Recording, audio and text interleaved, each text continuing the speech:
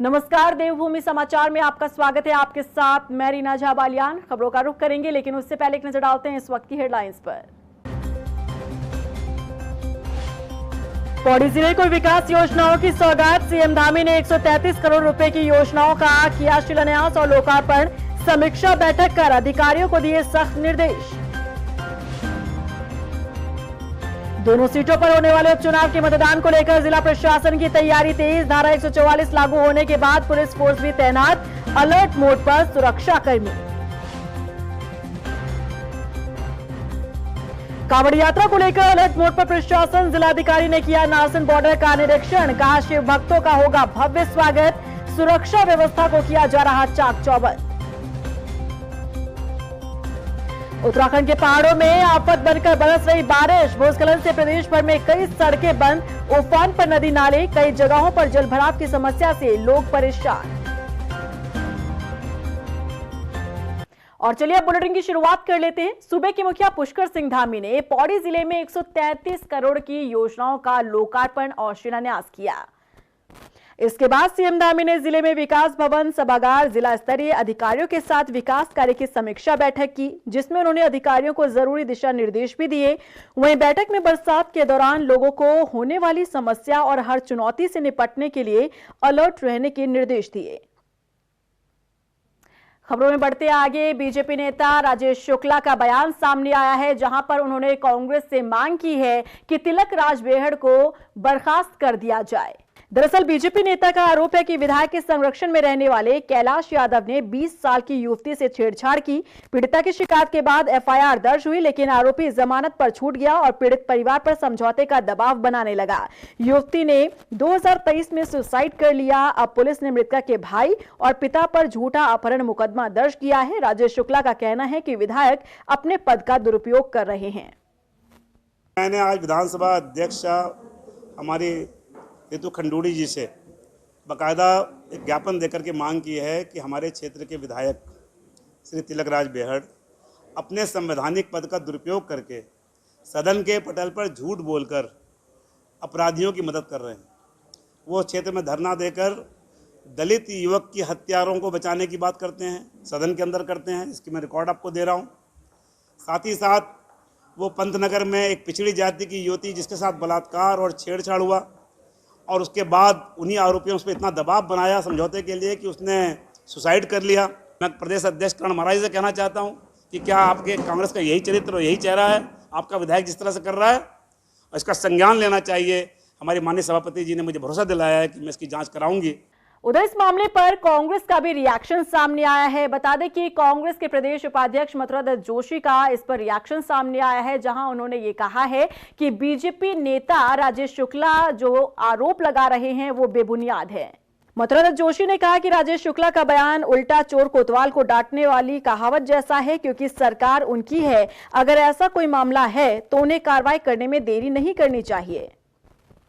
भाजपा के पूर्व विधायक श्री राजेश शुक्ला जी ने जो आरोप तिलक राज बेहड़ जी पर लगाए हैं वो बेबुनियाद आरोप हैं और अपने को बचाने के लिए तो दूसरे पर इस तरह के आरोप लगा रहे हैं, जिनकी उल्टा चोर कोतवाल डांटे की कहावत को चरितार्थ कर रहे हैं। सरकार भारतीय जनता पार्टी की है। अगर किसी व्यक्ति ने कोई गलत काम किया तो क्यों नहीं उसके खिलाफ कार्रवाई हो रही है? क्यों नहीं जो बलात्कारी हैं उनके ऊपर कार्रवाई हुई? भाजपा अपनी फेस सेविंग के लिए, अपने को बचाने के लिए भाजपा के नेता इस तरीके के आरोप लगा रहे हैं।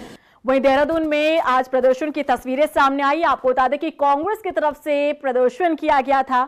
दरअसल आपको बता दें कि ऋषिकेश में कांग्रेस नेता जयेंद्र रमोला के खिलाफ मुकदमा दर्ज किए जाने के विरोध में कांग्रेस कार्यकर्ताओं ने देहरादून में प्रदर्शन करते हुए शहरी विकास मंत्री प्रेमचंद अग्रवाल का पुतला फूका।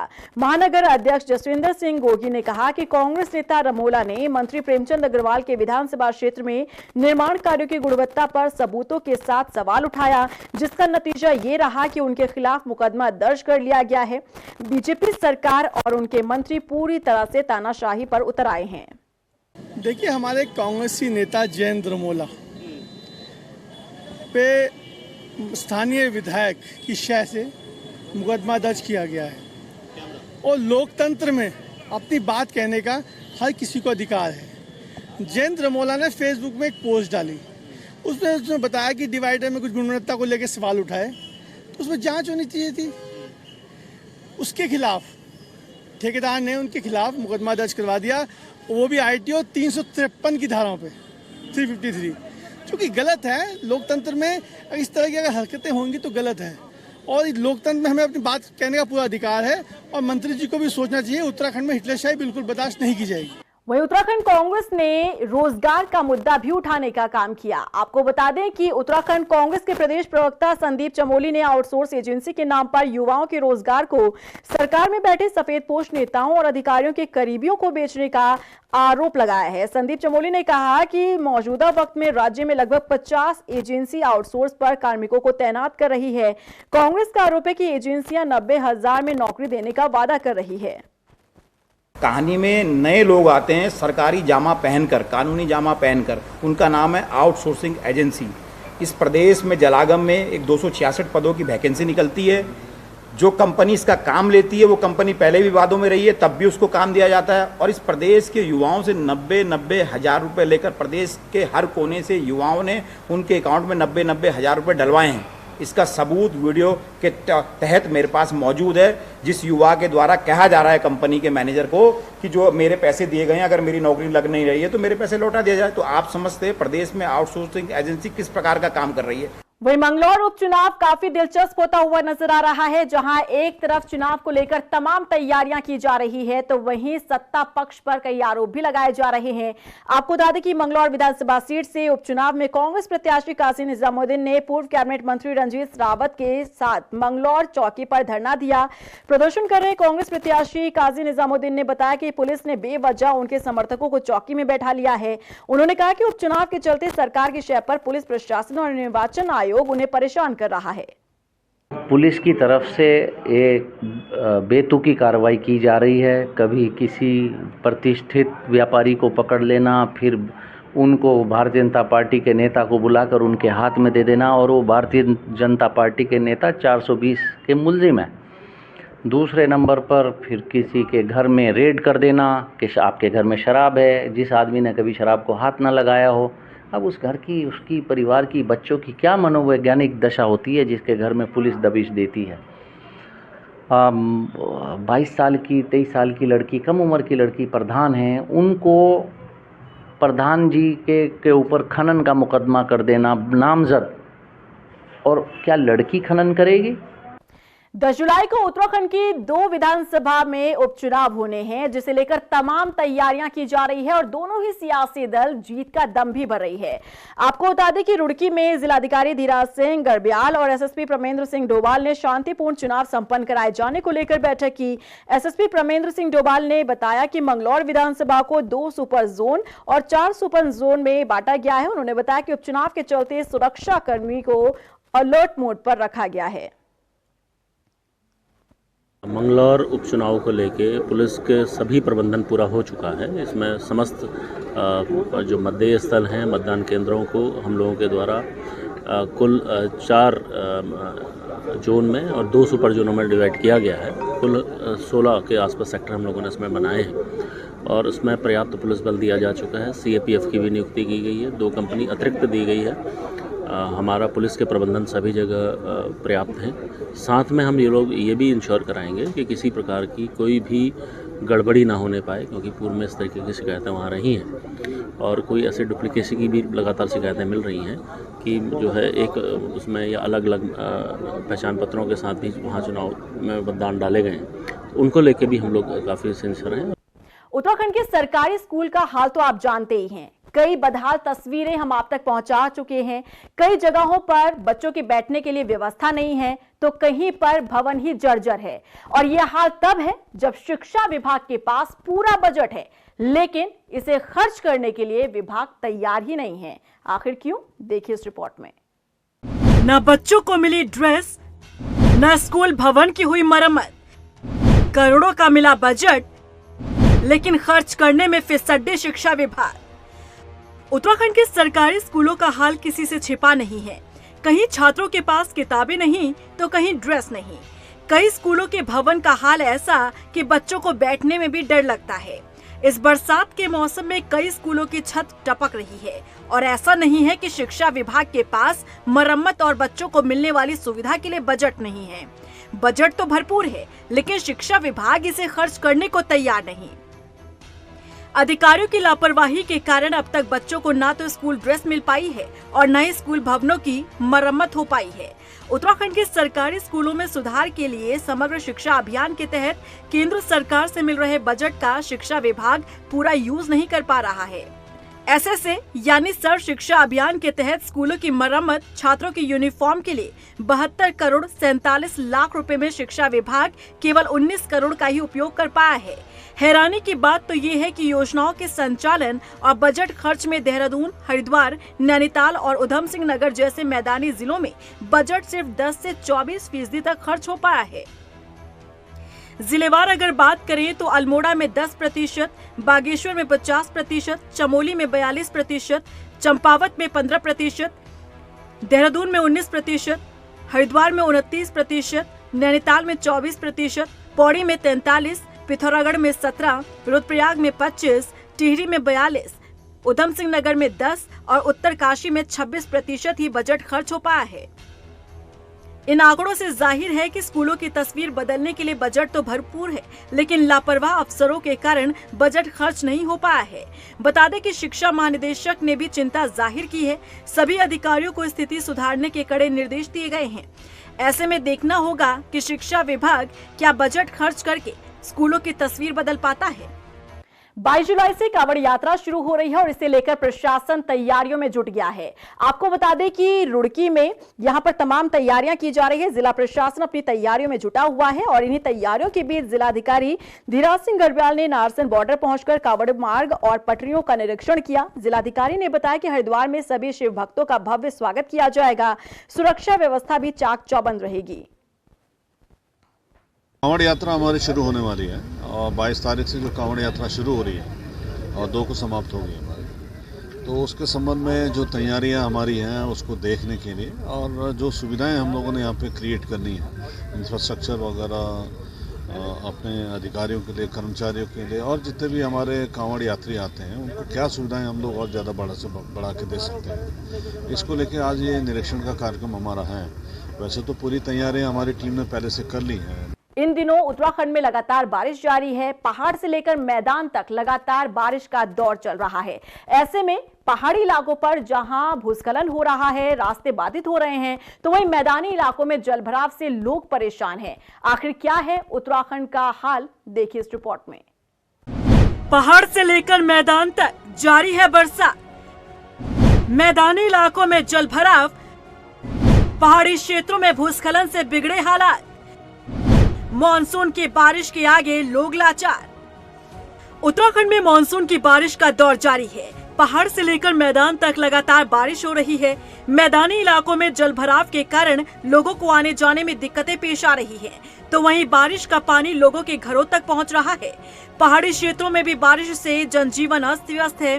भूस्खलन के कारण मलबा सड़कों पर आ गया है, जिससे सड़कें बंद हो चुकी हैं। यात्रियों को रास्ता खुलने का इंतजार है। सड़कें बाधित होने से कई गांवों का संपर्क टूट गया है। ये तस्वीर चंपावत की है, जहां भूस्खलन होने से सड़क बाधित हुई। जेसीबी की मदद से सड़कों को खोलने का काम किया गया। चंपावत जिले के टनकपुर में जगपुरा और बनबसा में बाढ़ आने से जलभराव हो गया। इसकी सूचना मिलते ही एसडीआरएफ की टीम तत्काल मौके पर पहुंची। रात में ही जलभराव में फंसे लोगों का रेस्क्यू कर उन्हें सुरक्षित स्थानों पर पहुंचाया गया। वहीं हल्द्वानी में भी हाल बेहाल है। लगातार बारिश से हल्द्वानी से लेकर हल्दूचौड़ तक कई कॉलोनियों में जलभराव हो गया। मोती नगर से लेकर जयपुर बेसा तक सिंचाई नहर का पानी लोगों के घर तक पहुंच गया। शहर से लेकर ग्रामीण क्षेत्रों में 87 घरों में पानी घुसने की जानकारी मिली। उधर रकसिया नाले में 2 बाइक सवार बहते बहते बचे। पर्वतीय क्षेत्रों में हो रही बारिश से गौला नदी का जलस्तर इस सीजन में पहली बार 26,810 क्यूसेक तक पहुँचा है। गौला नदी का जलस्तर बढ़ने पर सिंचाई विभाग ने एकाएक बैराज के गेट खोल दिए। प्रशासन ने लोगों से नदी में न जाने और किनारे रहने वाले लोगों को अलर्ट किया। ये सभी चालक पुनः ध्यान दें, क्योंकि शारदा नदी का जलस्तर इस समय बढ़ा हुआ है और जो सूचनाएं प्राप्त है अभी तक उसके आधार पर आगे भी जलस्तर बढ़ने की संभावना है। इस कारण से शारदा बैराज आज खुलेगा भी यातायात के लिए। वहीं बारिश से बिगड़े हालात पर सूबे के मुखिया पुष्कर सिंह धामी ने लगातार अपनी नजर बना रखी है। चमोली से उन्होंने अधिकारियों के साथ वीडियो कॉन्फ्रेंसिंग के जरिए स्थिति की जानकारी ली। वहीं उन्हें दिशा निर्देश भी दिए गए। बता दें कि गढ़वाल और कुमाऊं मंडल में बारिश से जनजीवन अस्त व्यस्त नजर आ रहा है। कुमाऊं की बात करें तो 2 दिन से अधिक समय बीत चुका है। यहां लगातार बारिश हो रही है। मौसम विभाग की माने तो आज भी कुमाऊं में भारी बारिश का रेड अलर्ट जारी किया गया है। वहीं बीते दिन भारी बारिश की आशंका के चलते चारधाम यात्रा को स्थगित कर दिया गया था। भारी बारिश के कारण नदी नाले उफान पर हैं। जगह जगह लैंडस्लाइड हो रहा है। चारधाम यात्रा मार्ग दिन में कई बार कई घंटों के लिए लैंडस्लाइड के कारण बंद हो रहे हैं। इसी खतरे को देखते हुए रविवार को चारधाम यात्रा स्थगित की गई थी। इन सब खतरों को देखते हुए गढ़वाल कमिश्नर ने चारधाम यात्रियों से मौसम की सही जानकारी लेकर ही यात्रा करने की अपील की है।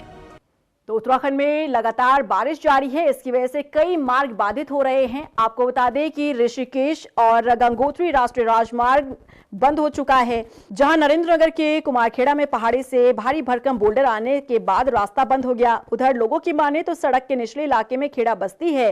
गनीमत ये रही कि पैराफिट की वजह से मलबा उनके घरों पर नहीं गिरा। ग्रामीणों ने बताया कि मलबा आने से उनके खेत तहस नहस हो चुके हैं। वहीं मौके पर पहुंचे बीआरओ के अधिकारी रास्ता खोलने में जुटे हैं।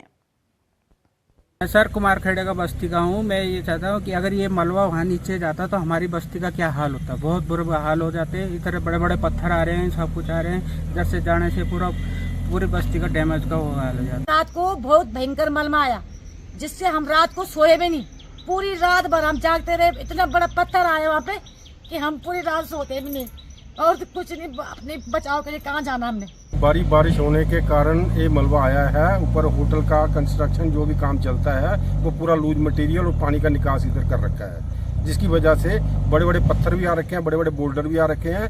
हम कल से लगातार काम कर रहे हैं इधर, और पहले नीचे का भी खोला है। नीचे गाड़ियां फंसी हुई थी, उनको खोल के आए तो इधर रात ज़्यादा हो गई, इसलिए हमने सुबह दोबारा शुरू किया इसको खोलने के लिए। और आज भी पूरा दिन भर काम करेंगे। ये खुलने की संभावना नहीं लग रही है। एक मशीन है हमारे पास। वहीं हल्द्वानी की बात करें तो हल्द्वानी में भी लगातार बारिश हो रही है। 24 घंटे से बारिश का दौर जारी है। गौला नदी की बात करें तो जलस्तर लगातार बढ़ता जा रहा है और ऐसे में लोगों का डर भी। बता दें कि गौला नदी का जलस्तर लगातार बढ़ रहा है। नदी के उफान पर होने की वजह से अंतर्राष्ट्रीय स्टेडियम के पास भी भूकटाव हो रहा है। वहीं सूचना मिलते ही मौके पर पहुंचे सिटी मजिस्ट्रेट ने टीम के साथ प्रभावित क्षेत्रों का निरीक्षण किया। सिटी मजिस्ट्रेट ने अधिकारियों को राहत बचाव कार्य के लिए जरूरी दिशा निर्देश दिए हैं। देखिए, अभी पिछले 48 घंटे से पूरे जनपद में बारिश जारी है। हल्द्वानी में भी 324 mm से बारिश अधिक रिकॉर्ड की गई है।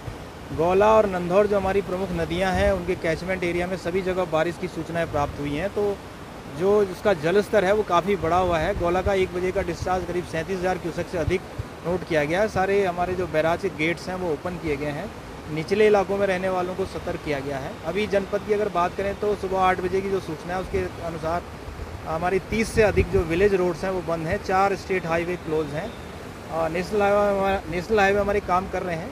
सभी जगह जहां भी रोड बंद है उनको खोलने के लिए जेसीबी और उनके ऑपरेटर्स हमारे काम कर रहे हैं और शीघ्र ही इनको खोल दिया जाएगा।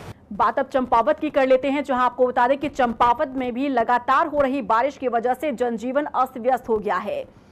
हाल ये है कि जिले में जलभराव हो रहा है। जिलाधिकारी का कहना है कि भारी बारिश की वजह से अब तक 1 शख्स की मौत हो चुकी है, जबकि 8 पशु की हानि हुई है। उन्होंने बताया कि जिले में यात्रा मार्गों पर फंसे यात्रियों को रैन बसेरों और कैंप में ठहराया गया है। वहीं जलभराव वाले क्षेत्रों में प्रभावितों को खाद्य सामग्री वितरित की गई है। साथ ही पालतू पशुओं के लिए चारे की भी व्यवस्था है। बता दें कि आज ही सीएम धामी ने जिलाधिकारी से जिले के हालात पर अपडेट लिया है।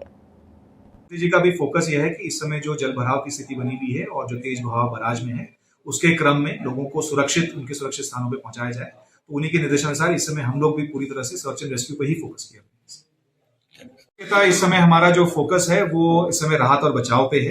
तो लोगों को सुरक्षित स्थानों पर पहुंचाना है और उसके बाद जो हमारा इमीडिएट चैलेंज होगा कि हम लोग वहां पे स्वच्छ पेयजल की, विद्युत आपूर्ति की और जो हमारी मेडिकल सुविधाएं हैं इनको हम लोगों को वहां तक पहुंचा सके, ताकि बाद में कभी किसी प्रकार का हैजा या बीमारी ना फैले वहां पे।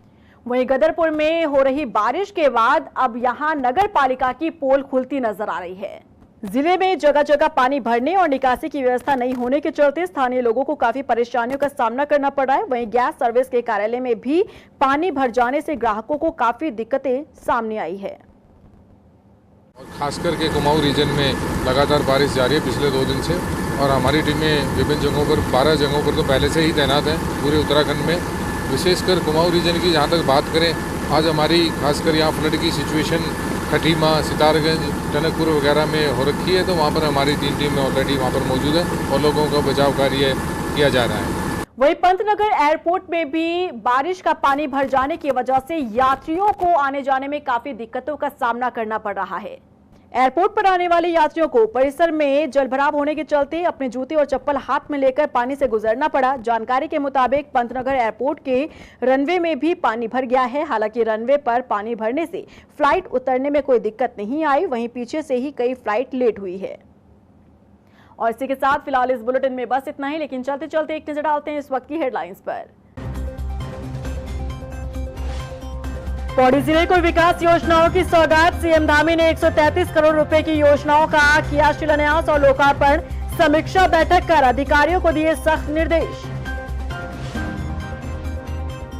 दोनों सीटों पर होने वाले उपचुनाव के मतदान को लेकर जिला प्रशासन की तैयारी तेज। धारा 144 लागू होने के बाद पुलिस फोर्स भी तैनात, अलर्ट मोड पर सुरक्षा कर्मी। कांवड़ यात्रा को लेकर अलर्ट मोड पर प्रशासन, जिलाधिकारी ने किया नारसन बॉर्डर का निरीक्षण। कहा शिव भक्तों का होगा भव्य स्वागत, सुरक्षा व्यवस्था को किया जा रहा चाक चौबंद। उत्तराखंड के पहाड़ों में आफत बनकर बरस रही बारिश, भूस्खलन से प्रदेश भर में कई सड़कें बंद, उफान पर नदी नाले, कई जगहों पर जलभराव की समस्या से लोग परेशान।